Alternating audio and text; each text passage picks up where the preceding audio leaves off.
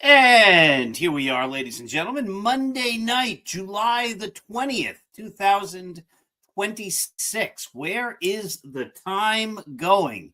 This is the Start Spreading the News Yankee Show, part of the Start Spreading the News Yankees site. We are the very best Yankee site that's out there. We all know that. We put up original articles all the time. Sometimes people read our site, see the great stuff that we write, and then they copy it. And sometimes they give us props. Sometimes they say, we found this information on Start Spreading the News. But oftentimes they don't. But that's what happens out there. They don't come to get bad information. They come to get great information. Imitation is the sincerest form, of course, of flattery. So let's begin by saying, let's make today a great day. How do you make your day great? You appreciate the world around you. You look at the good and you bring it into your heart. You smile. You say, even in the worst moments, there is good. Find the good, cherish it in your heart, and then share it with others. If you can't find any good, create some on your own. Do something nice for someone else. And remember, when we give good, it comes back to us in greater amounts than we ever gave. So give good, give love, give kindness, give understanding, give empathy. So what we're going to do today, my dear friends, is we are going to talk about the Yankees. Well, that's a surprise. I'm going to look at some Yankees statistics in brief, comment on them, and then what we're going to do is we're actually going to have some fun. We're going to look at some old baseball cards. I figured, there is enough negativity about the Yankees. I perpetrate some of that negativity because I'm frustrated and bored with the Yankees. They're not fun. They're not fun to watch. I know they won yesterday. Big home run by Jazz Chisholm in the bottom of the eighth. And that gets everybody excited. But the Yankees winning a game 2-1 over the Dodgers doesn't exactly say to me, oh, yeah, they're back. They're good. I've been making this point, too, as well, a lot recently. The Yankees often play with no emotion, except when they are self-congratulatory. Oh, when somebody on the team does something great, that person celebrates. Jazz Chisholm, for example. Oh, my goodness, look how great I am. I hit a big home run. I'm a superstar. But when they do things poorly, they oftentimes disappear or are short with the media. I was surprised that so many people took Trent Grisham at his word in the first game of the series when he obviously was jogging on the base paths. And he was like, yeah, I was running hard. Come on. We've seen players run hard, and Trent Grisham was not running hard. So since the beginning of June, the Yankees in June went 12-14, and in July so far, they're 7-7. So since the beginning of June, they are 19-21. Since the beginning of June, the Yankees are a 500 team, just slightly below. Does that scream to you world champion? Or does that say, Dr. Sem has been right all along that the Yankees don't build great teams. Instead, what they do is build teams to be better than pretty good. The Yankees build teams to be kind of pretty, somewhat okay, because they know that will get them into a pennant race. Of course, everybody's in a pennant race. And that will most likely get the Yankees into the playoffs. And the Yankees believe that anything is possible in the playoffs. And they have many, many fans who fervently support that idea. I just want them in the playoffs, they say. As long as they're in it, anything can happen. Well, they've been in it a lot since 2010 and haven't won it because they're not built to be great. They're built to be pretty good. Brian Cashman does a great job at building teams to be pretty good. He doesn't do a good job building teams to be great. That's just a fact. And the Yankees are going to make the playoffs because the American League is so terrible, and the Yankees are pretty good. And you can see by the stats I'm going to share with you, all from Katie Sharp's Twitter page, that illustrate this fact. There are some things to really be excited about regarding the Yankees. They had 3 walk-off wins before the All-Star break. Last couple inning wins before the All-Star break in Washington. Look how great they are. They come back. And they'll do that from time to time. They won late against the Dodgers after dropping the first 2. Wow, look how great they are. And then they're going to frustrate you because that's what teams that are pretty good do. They're going to look great. They're going to look terrible. And the Yankees alternatively look great and look terrible. But my frustration with the Yankees is this is how it's been every year of the Boone era. This is how it's designed to be. And they're not great fundamentally. They're not a great baseball team to watch. And in fact, I think they're quite boring. And if you have fans like me who've been fans for 100,000 years, since 1977, and we're bored with the Yankees, you have a problem. But the Yankees don't care because the games were sellouts over the weekend. As long as people come in, they don't care if they're diehard fans, as long as they're spending money. So let's look at Katie Sharp. This is from her Twitter page. The most recent tweet as of now, it's about 12:20 on Monday. The Yankees have 16 wins when tied or trailing in the 8th inning or later this year. That's the most in the AL. Well, there you go. Here's one that she forwards from Ryan Garcia. Jazz Chisholm's clutch rating by season. 2025, negative 2.2, worst in the MLB. 2026, 1.82, positive, second best in the MLB. Interesting, right? There's been a lot of talk over the years about clutch. And I'm a firm believer that over time, most players perform basically as they do during the regular season in clutch situations. There are some that seem able to rise, and there's some that seem to wilt a little bit in big-time situations. But boy, if that doesn't show it, right? One of the worst players and one of the best players. And I bet you next year he'll be somewhere in between. He has had some big moments. He's also had some terrible moments. He's a frustrating player because at times you love him to death because he's so great. And then at other times you're just baffled and can't imagine. This guy's sucking on a lollipop, or he's lollygagging, or he's not throwing the ball hard, or he doesn't know the rules.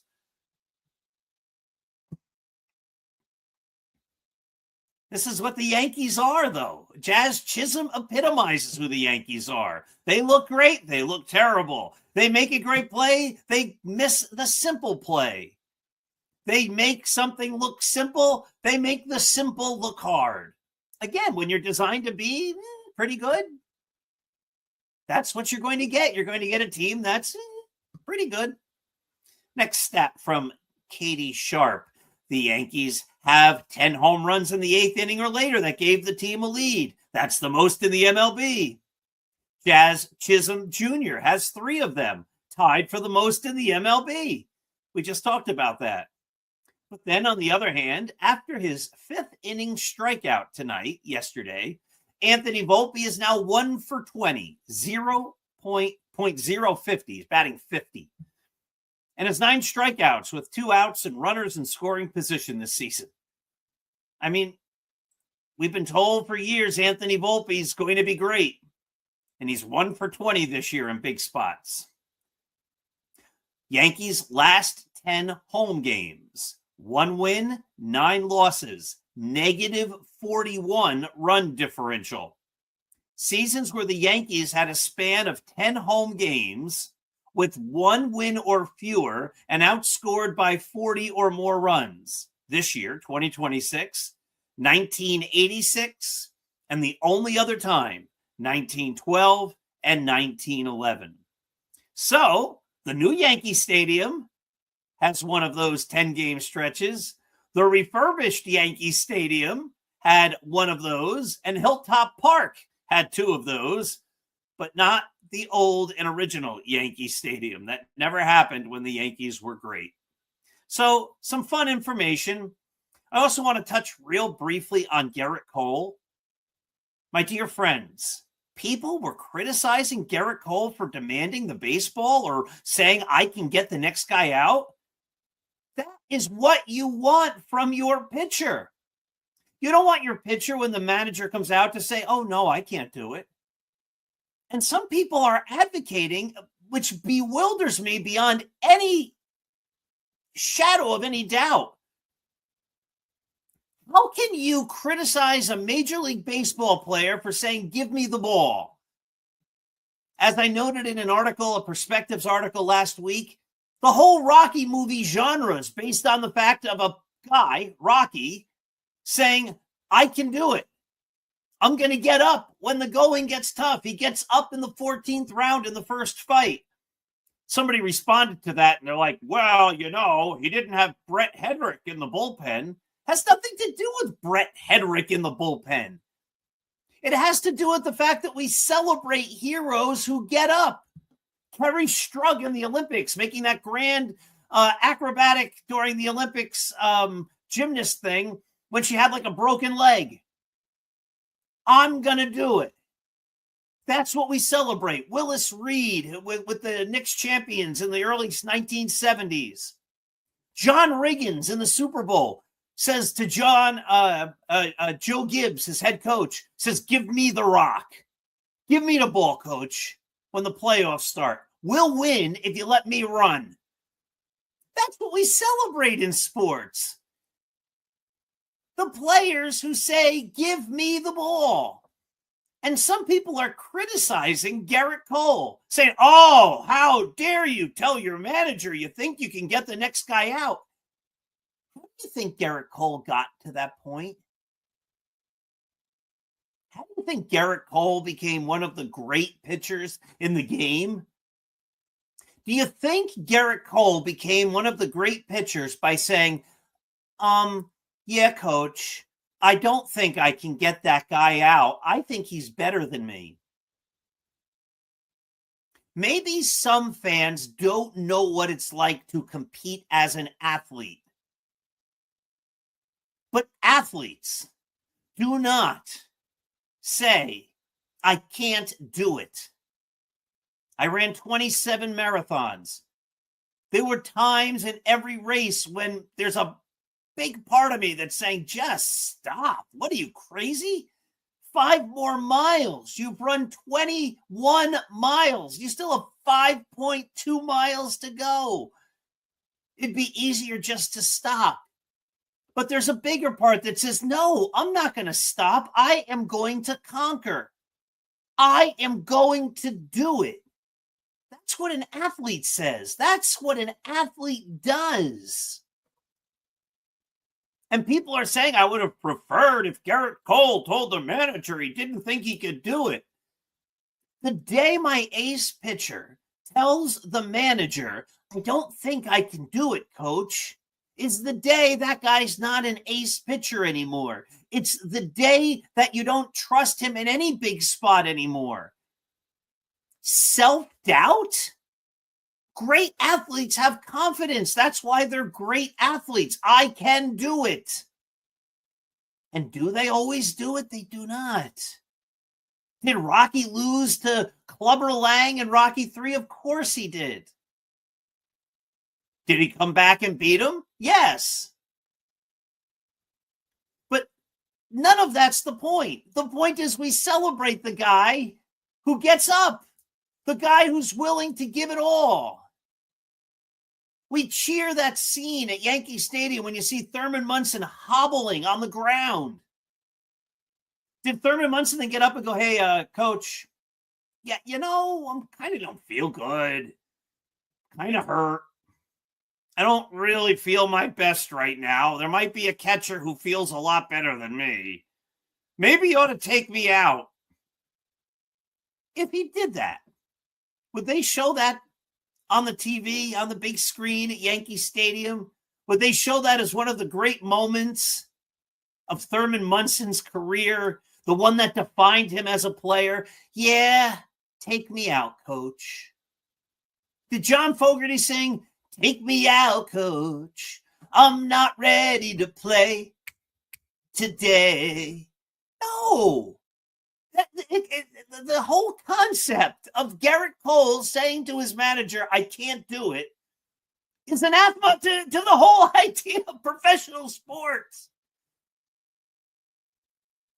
Did the goalie for Argentina in the World Cup yesterday take himself out of the game because Spain shot 9,000 times on the goal and he dove all over the place? Did he say, I'm getting a little tired.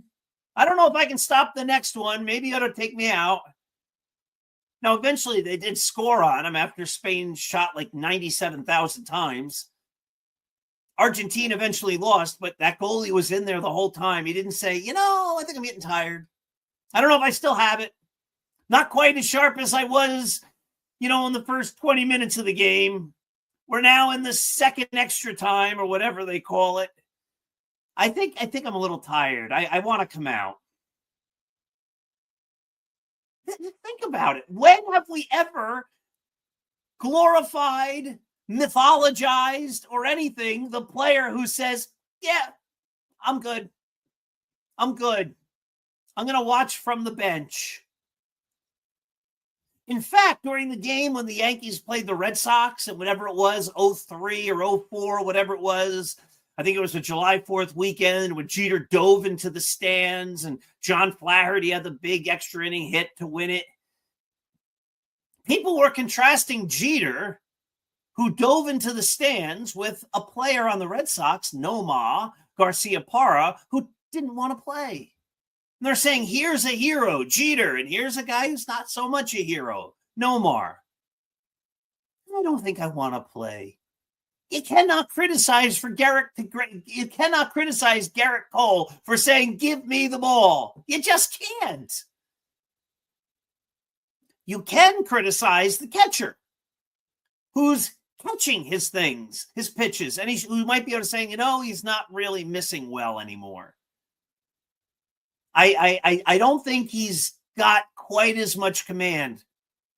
The catcher should say that to the manager as they walk out to the mound. So the manager has it in his head that my pitcher doesn't quite have it anymore. Well, that would make sense. You could do that. But to blame the pitcher for wanting to stay in the game It's absurd. Well, he should have known he was losing it. Listen, I pitch. I know when I don't necessarily have my best stuff. But do you think I say to the manager, I don't quite have my best stuff? No, because I've pitched enough innings in my life to know that even without my best stuff, I can still get guys out. Because that's what athletes do. Do I always get them out? No. Do I sometimes get them out? Yes. Do I probably get them out in big spots more often than not? Yes. You have to have the confidence in your ability to get the batter out. If you don't belong on the field. The manager should be watching the pitcher. The manager should have enough understanding of the game and his pitcher and his mechanics to say, I think he's leaving that pitch up. I think his stride's a little shorter. I think his arm is dragging. I think he's lost a little velocity the last few pitches. The pitching coach is sitting right next to the manager or should be talking to him. He should be looking at the pitcher going, yeah, I'm not quite sure he has it anymore. There should be other coaches that are advising and watching all this going, yeah, it might be time to take Gerrit Cole out. But if the coaches, the pitching coach, the manager, and the catcher do not know it's time for the pitcher to come out, the problem does not lie with the pitcher. The pitcher is going to say, especially one who has been as successful as Gerrit Cole, the pitcher is going to say, give me the ball. Do you think you can get this guy out? Of course I do. How many batters over the course of Gerrit Cole's career? How many games over the course of Gerrit Cole's career do you think that when he warmed up in the bullpen, he didn't necessarily have his best stuff? The answer is countless. It's a whole bunch. We've heard stories about this many times. On the day that so-and-so threw his perfect game, when he was warming up in the bullpen, he had nothing. Nothing was working. And he said to the pitching coach or the catcher or whomever, I'll be lucky to get out of the first inning. Well, keep somebody loose in the bullpen because I ain't going far today. We hear stories like that all the time. And yet there are people out there, Yankee fans, that say, Gerrit Cole shouldn't think like that in a big spot. Gerrit Cole should know that he might miss a pitch and give up a home run. No, that's not how Gerrit Cole is wired. Because he's wired to believe he can get guys out. Because that's what great pitchers do. That's what mediocre pitchers do. That's the way athletes think. I got this. I can do it. I can and I will. I can overcome. Because part of being an athlete is overcoming. Period. Do you know how many training runs I went on over the course of my marathon career? 15-mile runs, 18-mile runs, 20-mile runs, 22-mile runs. We're in the first mile or the 11th mile or the 9th mile or the 5th mile or the 16th mile. I just said, I don't have it. And then I ran 4, 5, 6, 8, 10 miles more, feeling great because I persevered and I ran through it. Maybe the people criticizing Gerrit Cole don't know what it's like to be an athlete. They don't know what it's like to compete at the highest levels. And I don't compete at the highest levels, but I certainly compete. I know what it's like to compete.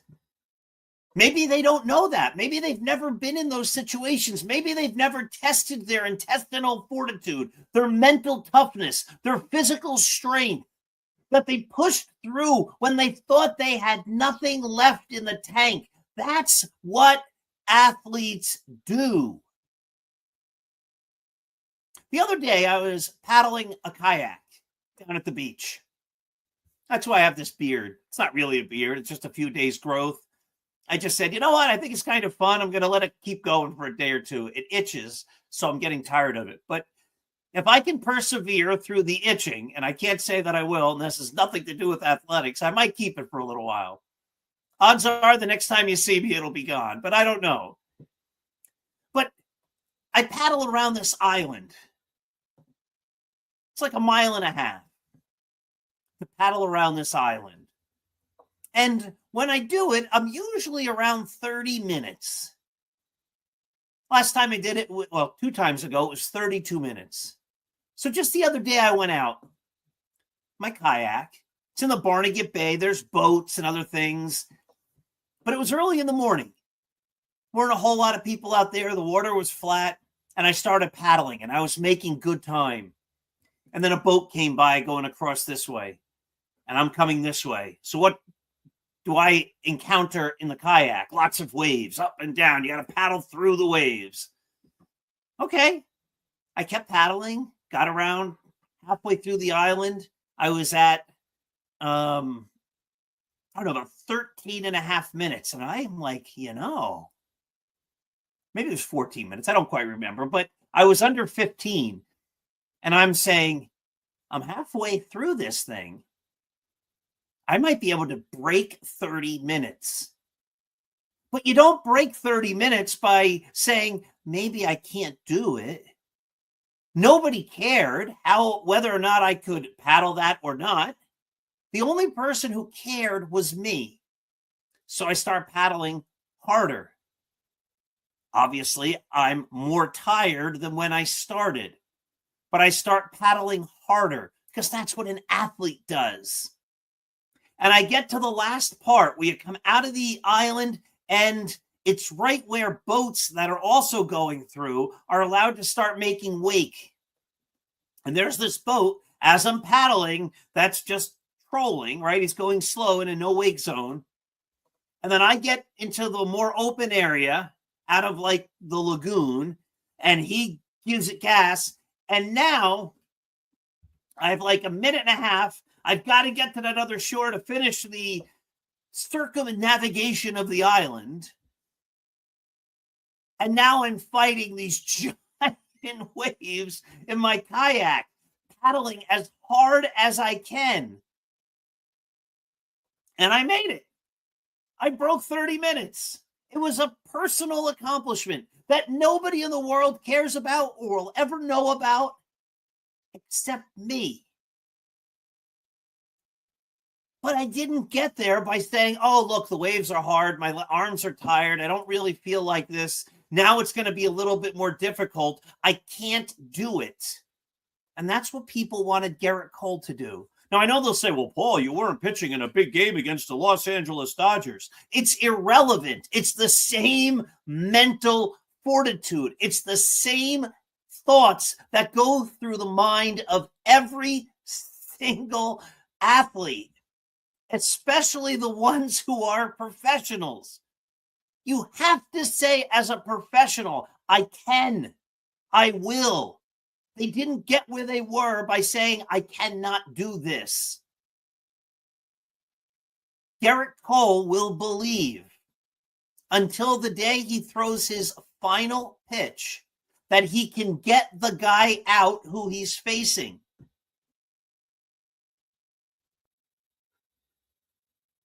Because that's what he's made of. It's not Gerrit Cole's job to say to Aaron Boone, I don't think I can do it. Because Gerrit Cole's not going to say that. Gerrit Cole is going to say, I will get him out. And it's the manager's job, with the advice and consent of his coaches and the catcher, the one who should know the pitcher better than anyone else besides the pitcher, to say he doesn't have it anymore. You need to take him out. That was not Gerrit Cole's fault that he gave up the home run. You can even argue it wasn't Aaron Boone's fault, the coach's fault, and the catcher's fault because they trusted an ace pitcher. I have less problem with that. But if you have to blame somebody, you have to blame the people who are watching him, not the athlete himself. We should never criticize the athlete himself for wanting to play.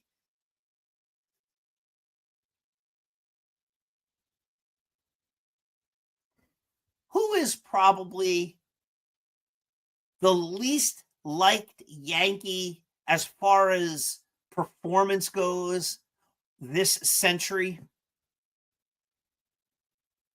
Think about who the most disliked Yankees are regarding performance this century.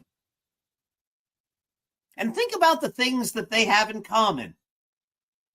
A lack of hustle, a willingness to sit down, no energy, long stays on the disabled list.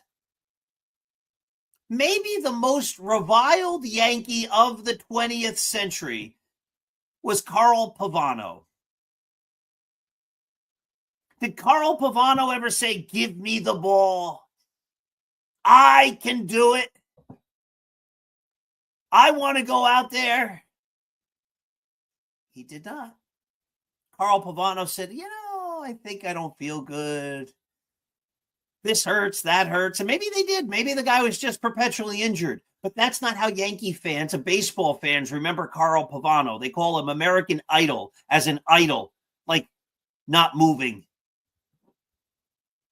Not idol like I-D-O-L. You're my idol. Like an engine that is idle. And why did they call him that? Because he didn't have that give me the ball mentality. The great heroes in sport are the ones who say, "Give me the ball."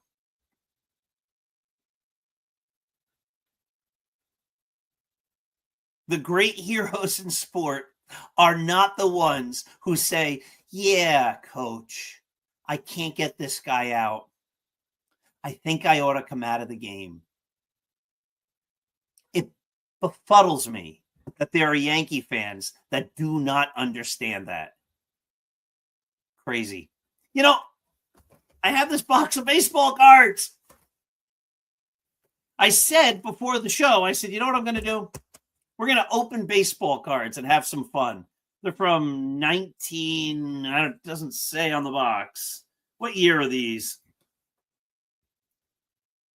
Like 87, 88, something like that. Does it say on the side here? 1988. Don Mattingly. Did Mattingly epitomize the idea of I'm going to play, or did Mattingly epitomize the idea of, I don't want to play. I can't play. Just think about it.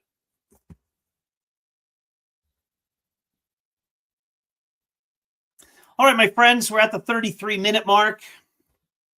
Yankees will be kicking off a series with the Pittsburgh Pirates tonight. I think the Yankees will do well. People keep saying, well, the Pirates are tough. Pirates aren't tough. Well, they're better than they have been. Okay, they are. The Yankees should be able to handle teams like the Pirates easily. The Yankees will make the playoffs. They'll go through good streaks and bad streaks. Brian Cashman will make some deals. No matter what he does, there will be Yankee fans that say, oh, what a deal. Amazing. Just like when the Yankees got Ryan Weathers. I noted that Ryan Weathers was a pitcher who does not win. Ryan Weathers' record this year, 3 wins, 7 losses. But no matter what happens, I'm telling you, no matter what happens with the trade deadline, the Yankees will get a player. Doesn't matter if his career record is 4 wins and 900,000 losses, or his batting average over his career is 211. or his defensive metrics are poor, no matter who Brian Cashman gets, there will be Yankee fans go, the guy has lost 900,000 games. But his earned run average plus overall in games he's won in sunny days during odd number years when the sun shines, whatever, I don't know, is 211. He's 111% better than the average pitcher in situations like that. Now, I know the guy's lifetime batting average is 211, but when against left-handed pitchers who primarily throw screwballs in cold weather days in October, he's a 435 hitter. And he will dominate the postseason, right? But we can be sure that the Yankees will make some moves at the trade deadline. Some of them will be good. I happen to think most of them will be milquetoast. Jake Bird. The Yankees got Jake Bird. He really could be good. Hasn't been. Yankees got Ryan McMahon. I really think Ryan McMahon's going to hit a lot. He never hit in his whole life. But, coming to Yankee Stadium with the short left right field porch, blah, blah, blah. We'll get to the trade deadline stuff. It's all fun. But I say it'll probably be a less exciting trade deadline because usually they are less exciting for the Yankees. They're probably not going to go get some great players. I don't think they have the wherewithal to get great players. I don't think they have the depth in the minor leagues. Anybody who believes in the Yankee minor leagues is foolish. And the other GMs understand that. All hype. So I don't see the Yankees being able to get major big-time talent. But anyway, unless they decide to take big-time talent, expensive players, Manny Machado, Francisco Lindor, stuff like that in return to allow another team not to have to pay them. Typical Yankees get big-time expensive players after they're past their prime. This is how they operate now. But over the last 3 weeks, Machado's hit 437. He'll be able to keep that up for the rest of the year. But whatever they do, some fans will be excited and believing and showing statistics to prove that whoever the Yankees got, even if they pick up me, that guy, he's 58 years old, but he's got a fastball that every now and again tops 61 miles an hour. And when it does, I'm telling you, the guy's unhittable. There will be people that whatever the Yankees get will be excited and look for the good. And you know what? That's a good thing. It's a good thing in life to look for the good. That's what I want everybody to do always. Even when you're criticizing the Yankees. Because we're fortunate that we can spend time talking baseball and rooting for a team that we love, even if we find them to be terribly boring and frustrating to watch. That we can spend time rooting for a team and watching a team and hoping they can do great. Be kind. Remember to visit Artemisia Publishing, by the way, apbooks.net. They have published great books. Go there. Buy lots of them, including the ones I've written. Be kind. Be generous. Show love. Appreciate everything. Appreciate the fact that we can complain about the Yankees. Be kind, be generous, give love. When we give love, it comes back to us in greater amounts than we ever gave. And that, my friends, is what it's all about. Have yourself a wonderful day.